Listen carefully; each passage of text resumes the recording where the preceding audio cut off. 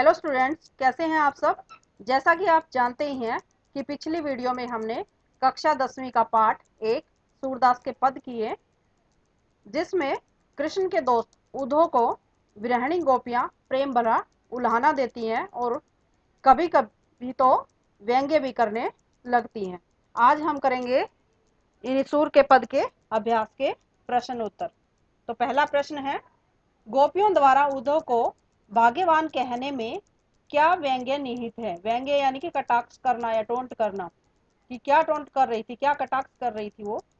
गोपियों ने उद्धव को भाग्यशाली क्यों कहा, वास्तव क्या वे वास्तव में भाग्यशाली हैं। उत्तर है, गोपियों द्वारा उद्धव को भाग्यशाली कहने में वक्रोक्ति है। वक्रोक्ति यानी व्यंग्य है। वे दिखने में प्रशंसा कर रही हैं किंतु वास्तव में कहना चाह रही हैं कि तुम बड़े अभागे हो कि प्रेम का अनुभव नहीं कर सके, न किसी के हो सके, न किसी को अपना बना सके। तुमने प्रेम का आनंद जाना ही नहीं, यह तुम्हारा दुर्भाग्य है। यानी कि वो उसको भाग्यशाली नहीं कह रही, उस पर व्यंग्य कर रही हैं कि तुम कृष्ण के साथ रहते हुए भी उनके प्रेम को नहीं जान पाए। प्रश्न नंबर 2 है, उद्धव के व्यवहार की तुलना किस किस से की गई है। किस किस से की गई है, यह आपने पीछे वीडियो में देखा होगा, सुना होगा। कमल के पत्तों से जो जल में रहकर भी उससे प्रभावित नहीं होते। नंबर 2 है, जल में पड़ी तेल की बूंद से जो जल में घुलती मिलती नहीं है। यानी कि जो तेल होता है वो पानी के अंदर कभी भी मिक्स नहीं होता, उससे अलग रहता है। उसी प्रकार उद्धव भी थे, कृष्ण के साथ रहते रहते उनके प्रेम को नहीं समझ सके। उद्धव भी उनके समान है, वे कृष्ण के संग रहकर भी उनके प्रेम से प्रभावित नहीं हो सके। प्रश्न नंबर 3 है, गोपियों ने किन किन उदाहरणों के माध्यम से उद्धव को उल्हाने दिए हैं। गोपियों ने निम्नलिखित उदाहरणों के माध्यम से उद्धव को उल्हाने दिए हैं। नंबर 1, उन्होंने कहा कि उनकी प्रेम भावना उनके मन में ही रह गई, वे न तो कृष्ण से अपनी बात कह पाती हैं न अन्य किसी से। यानी कि वो प्रेम जो था उनके मन में, उसके बारे में ना तो कृष्ण से कह पाती हैं क्योंकि कृष्ण उसके बाद आए ही नहीं, और न ही किसी दूसरे को बता पाती हैं। नंबर 2 है, वे कृष्ण के आने की इंतजार में ही जी रही थी, किंतु कृष्ण ने स्वयं ने आकर योग संदेश भिजवा दिया, इससे उनकी विरह व्यथा और अधिक बढ़ गई। नंबर 3 है, वे कृष्ण से रक्षा की गुहार लगाना चाह रही थी, वहां से प्रेम का संदेश चाह रही थी, परंतु वहां से योग की धारा को आया देखकर उनका दिल टूट गया। यानी कि वो योग करना नहीं चाहती, प्रेम को पाना चाहती थी। वे कृष्ण से अपेक्षा करती थी कि वे उनके प्रेम की मर्यादा को रखेंगे, वे उनके प्रेम का बदला प्रेम से देंगे, किंतु उन्होंने योग संदेश भेजकर कृष्ण की मर्यादा ही तोड़ डाली। प्रश्न नंबर 4 है, उद्धव द्वारा किए गए योग के संदेश ने गोपियों की विरह अग्नि में घी का काम कैसे किया। विरह अग्नि का मतलब होता है प्रेम की ज्वाला। यानी कि वो कृष्ण से प्रेम कर रही थी और कृष्ण आ नहीं रहे थे, इसलिए उनको दुख हो रहा था। उत्तर है, ब्रज की गोपियां इस प्रतीक्षा में बैठी थी कि देर सवेर कृष्ण उनसे मिलने अवश्य आएंगे या अपना प्रेम संदेश भेजेंगे, इसी से वे तृप्त हो जाएंगी। इसी आशा के बल पर वे वियोग की वेदना सह रही थी, परंतु जो ही उनके पास कृष्ण द्वारा भेजा गया योग संदेश पहुंचा, वे तड़प उठी। उनकी ज्वाला, विरह ज्वाला जो है तीव्रता में भड़क उठी। यानी कि उनकी जो ज्वाला थी प्रेम की, वो और भी तेज हो गई उन्हें, यानी कि उनका दुख और भी बढ़ गया। उन्हें लगा कि अब कृष्ण उनके पास नहीं आएंगे, वे योग संदेश में ही भटक कर उनसे अपना पीछा छुड़ा लेंगे। यानी कि योग में ही उनको भटका देंगे और दूसरे रास्ते पर उनको चला देंगे और वो उससे उनका पीछा छूट जाएगा। इस भय से उनकी विराग्नि भड़क उठी। प्रश्न नंबर 5 है, मर्यादा मर्यादा न लही के माध्यम से कौन सी मर्यादा न रहने की बात की जा रही है। उत्तर है, प्रेम की यह मर्यादा है कि प्रेमी और प्रेमिका दोनों प्रेम को निभाएं, वे प्रेम की सच्ची भावना को समझें और उसकी मर्यादा की रक्षा करें। परंतु कृष्ण ने गोपियों से प्रेम निभाने की बजाय उनके लिए नीरस नीरस यानी कि जिसमें कोई रस नहीं होता योग संदेश भेज दिया, जो कि एक छलावा था, भटकाव था। इसी छल को गोपियों ने मर्यादा का उल्लंघन कहा है। प्रश्न नंबर 6 है, कृष्ण के प्रति अपने अनन्य प्रेम को गोपियों ने किस प्रकार अभिव्यक्त किया। उत्तर है, गोपियों ने श्री कृष्ण के प्रति अपने अनन्य प्रेम को निम्नलिखित युक्तियों से व्यक्त किया है। वे स्वयं को कृष्ण रूपी गुड़ पर लिपटी हुई चींटियां कहती हैं। जिस प्रकार जो गुड़ को देखते ही चींटियां आ जाती हैं और उससे लिपट जाती हैं, उसी तरह से गोपियां भी अपने आप को चींटी और कृष्ण को गुड़ कह रही हैं।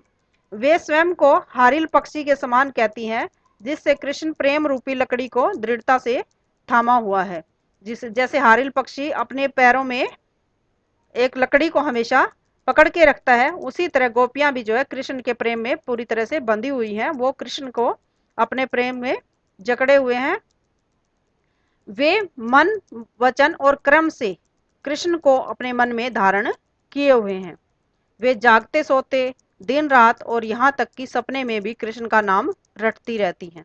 वे कृष्ण से दूर ले जाने वाले योग संदेश को सुनते ही व्यथित हो उठती हैं, यानी कि दुखी हो उठती हैं। प्रश्न नंबर 7 है, गोपियों ने उद्धव से योग की शिक्षा कैसे लोगों को देने की बात कही है। गोपियों ने उद्धव को कहा कि वे योग की शिक्षा ऐसे लोगों को दे जिनके मन स्थिर नहीं है, यानी कि जिनके मन में ठहराव नहीं है, जिनके मन भटकते रहते हैं, किसी एक में आस्था जिनकी नहीं होती, जिनके हृदय में कृष्ण के प्रति सच्चा प्रेम नहीं है, जिनके मन में भटकाव है, दुविधा है, भ्रम है और चक्कर है, उनको जाके योग की शिक्षा दें। प्रश्न नंबर 8 है, प्रस्तुत पदों के आधार पर गोपियों का योग साधना के प्रति दृष्टिकोण स्पष्ट करें। उत्तर है, सूरदास के पठित पदों के आधार पर स्पष्ट है कि गोपियां योग साधना को नीरस, व्यर्थ और अवांछित मानती हैं।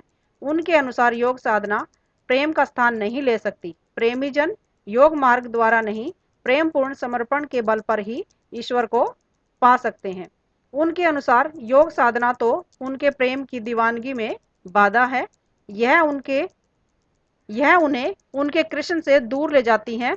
इसलिए योग का नाम सुनते ही उनकी विरह ज्वाला और अधिक भड़क उठती है और योग साधना एक बला प्रतीत होती है। उनको क्या लगता है, योग साधना क्या है, एक बला यानी कि एक बुराई है, एक बीमारी है, जिससे वो ग्रस्त हो जाएंगी।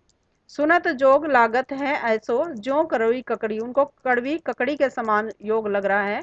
गोपियां प्रेम के बदले योग संदेश भेजने को कृष्ण की मूर्खता या चालाकी मानती हैं। कभी वे कृष्ण को बुद्धू बनाती हुई कहती हैं, बड़ी बुद्धि जानी जो उनकी जोग संदेश पठायो। कभी वे आरोप लगाती हुई कहती हैं, हरी है राजनीति पढ़ी आए। प्रश्न नंबर 9 है, गोपियों के अनुसार राजा का धर्म क्या होना चाहिए। उत्तर है, गोपियों के अनुसार राजा का धर्म यह होना चाहिए कि वह प्रजा को अन्याय से बचाए, उन्हें सताए जाने से रोके। लेकिन यहाँ तो उसका उल्टा ही हो रहा था कि कृष्ण ने योग संदेश भेजा तो जो गोपियां हैं उनको और पहले की बजाय ज्यादा दुख हो रहा था। प्रश्न नंबर 10 है, गोपियों को कृष्ण से ऐसे कौन से परिवर्तन दिखाई दिए जिनके कारण वे अपना मन वापस लेने की बात कहती हैं। गोपियों को लगा कि कृष्ण मथुरा में जाकर बदल गए हैं, वे अब गोपियों से प्रेम नहीं करते, इसलिए वे स्वयं उनसे मिलने नहीं आए। दूसरे, उन्हें लगा कि अब कृष्ण राजा बनकर राजनीतिक चालें चलने लगे हैं, राजनीतिक चालें चलने लगे हैं, क्योंकि राजा जो होता है उसको राजनीति बहुत अच्छे से आती है, तो राजा बनकर वो राजनीति करने लगे हैं। छल कपट उनके स्वभाव का अंग हो गया है, इसलिए वे वहां से अपना प्रेम संदेश भेजने की बजाय योग का संदेश भेज रहे हैं। इन परिवर्तनों को देखते हुए गोपियों को लगा कि अब उनका कृष्ण प्रेम में डूबा हुआ मन उन्हें वापस मिल जाएगा। प्रश्न नंबर 11 है, गोपियों ने अपने वाक चातुर्य के आधार पर ज्ञानी उद्धव को परास्त कर दिया। उनके वाक चातुर्य की विशेषताएं लिखिए। यानी कि जो उद्धव था वो अपने आप को बहुत ज्ञानी मानता था और इसीलिए वो कृष्ण ने उनको गोपियों के पास भेजा था, ताकि उनको सच्चाई मालूम हो जाए कि गोपियां उनसे कितना सच्चा प्रेम करती हैं और वो किसी भी ज्ञानी की बात नहीं सुनती। उत्तर है, गोपियां वाक चातुर हैं, वे बात बनाने में किसी को भी पछाड़ देती हैं, यानी कि हरा देती हैं। यहाँ तक कि ज्ञानी उद्धव उनके सामने गूंगे होकर खड़े रह जाते हैं। कारण यह है कि गोपियों के हृदय में कृष्ण प्रेम का सच्चा ज्वार है। यह ज्वार यानी कि तेज है, यही उमड़ाव, यही जबरदस्त आवेग उद्धव की बोलती बंद कर देता है। सच्चे प्रेम में इतनी शक्ति है कि बड़े से बड़ा ज्ञानी भी उनके सामने घुटने टेक देता है और यही सब उद्धव के साथ भी हुआ। उसने हार मान ली और वो कृष्ण के पास वापस लौट गए। प्रश्न नंबर 12 है, संकलित पदों में ध्यान में रखते हुए सूर के भ्रमर गीतों की मुख्य विशेषता बताइए।